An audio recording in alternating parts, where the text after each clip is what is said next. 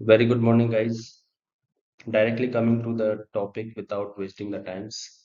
How will you onboard the third parties, right? For example, if you recently hired by an organizations in which your roles and responsibilities was about how to hire the third parties, the potential third parties, I can say. So as per your comment, I am making the checklist, right? Actually, checklist is in the next video and this session is more about that what are the steps you should take before onboarding the vendors, right? So guys, let's start the session. How will you invite the third parties for a bid? That means, as I say you earlier, that you have been hired in organization for vendor supplier assurance team, right, in which you are the single point of contact from end-to-end process, right? So so how will you invite the n numbers of vendors in your bidding, right? So there are n numbers of intermediators from where you can invite to suppliers, right? For example, government website has intermediators, newspapers under tender sections, and client official website, right? These are the certain processes in which you should hire the vendors, right?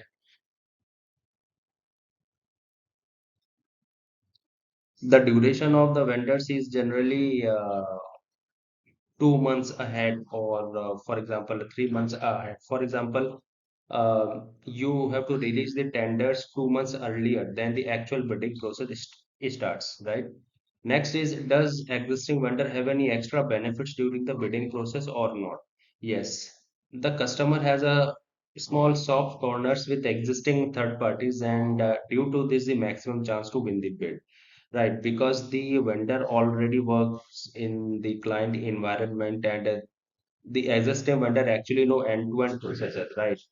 So in place of the existing vendor, if a new vendor will come, right, then they have to take over all the process, and sometimes they need to set up, right? So this will, I mean, take extra time for their settlements. Right. So this may impact the customer business. So that's why the customer always try to retain the existing vendors under new bidding, I mean, processes. Next is, on what basis client selects the vendor for services, right? There are n numbers of processes. For example, on the basis of resources, right? That means resources should be at least in numbers as compared to the other vendors. Their skills along with the certifications also matters, right? For example, if the particular new candidates are more certified than the existing one, then more the chances of hiring of the vendors. All right. Second is the budget basis. Budget basis means during bidding, those vendors whose budget is minimum has the maximum chance for selections. Next is SLA. SLA is the service level agreement, right?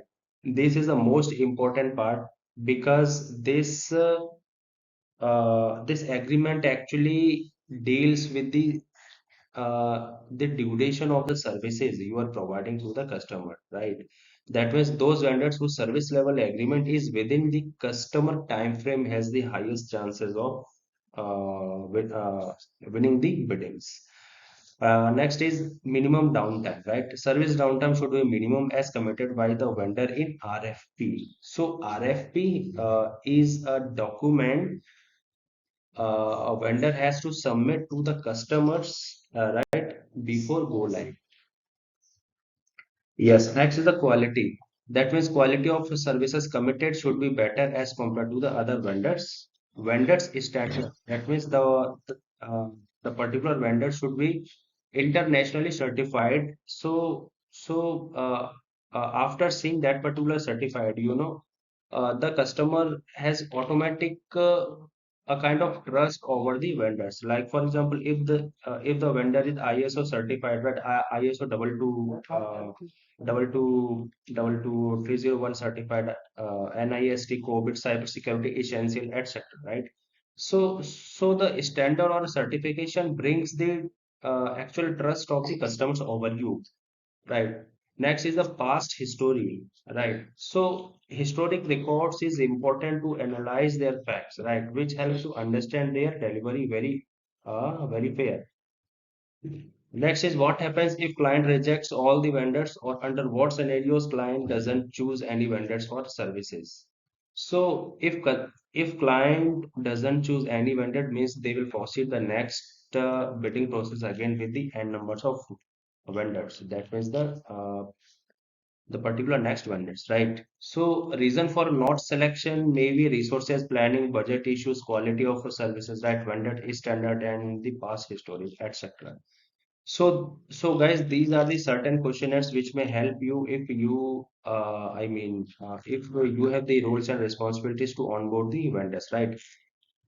With regards to this, if you have any kind of questions, you may do the comment or you may send me an email. I will try to provide you the best appropriate answer for the same.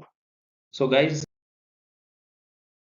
uh, thank you for this watching, and I believe this video really helps you, right? Kindly subscribe and hit the bell icon, and do not forget to particular share, right? So apart from this, guys, in interviews questions, if you have any kind of concerns or any kind of help required, right, do connect with me. All right. Okay. Thank you so much.